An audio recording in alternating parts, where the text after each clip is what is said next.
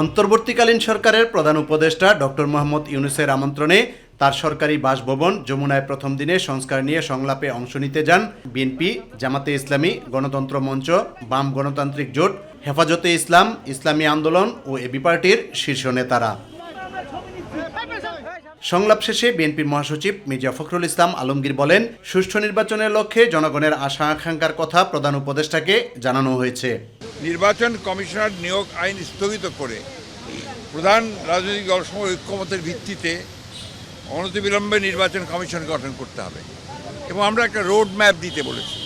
নির্বাচন কমিশন কবে নির্বাচন হবে সে আমরা একটা রোড ম্যাপ দিতে বলেছি। এনআইডি কার্ড অর্ডিন্যান্স জারির মাধ্যমে বাতিল করতে বলেছি।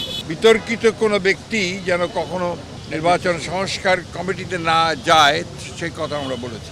অন্তর্বর্তী সরকারের মধ্যেও দুই একজন আছেন যারা অন্তর্বর্তী সরকার এবং আপনার যে গণঅভ্যুত্থানের বিপ্লবের যে মূল স্পিরিট সেটাকে ব্যাহত করছে, তাদেরকে স্মরণের কথা বলে এসেছি। কোন কোন বিষয়ে আলোচনা হয়েছে এবং তা কতটুকু ফলপ্রসূ হয়েছে সে বিষয়ে নির্দিষ্ট করে না বললেও সংস্কারকেই বেশি প্রাধান্য দিচ্ছেন বলে জানান জামাতে ইসলামের আমির ডক্টর শফিকুর রহমান।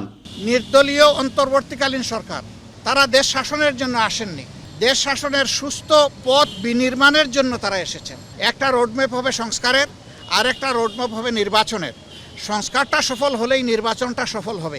সংস্কারের জন্য সরকারকে আমরা যৌক্তিক সময় দিতে চাই। অতীতে যা হয়েছে আমরা পিছনে ফেলে দিলাম, তবে যারা মানুষ খুন করেছেন, গুম করেছেন, লুণ্ঠন করেছেন, দেশের সম্পদ বিদেশে পাচার করেছেন, আয়নাগর তৈরি করেছেন, দিবারাত্র মানুষের উপর ত্রাসের রাজত্ব কায়েম করেছেন, তাদের উপরে ন্যায় বিচার নিশ্চিত হোক, এটা আমরা দাবি করি। ইউসুফ আলী, মাই টিভি, ঢাকা।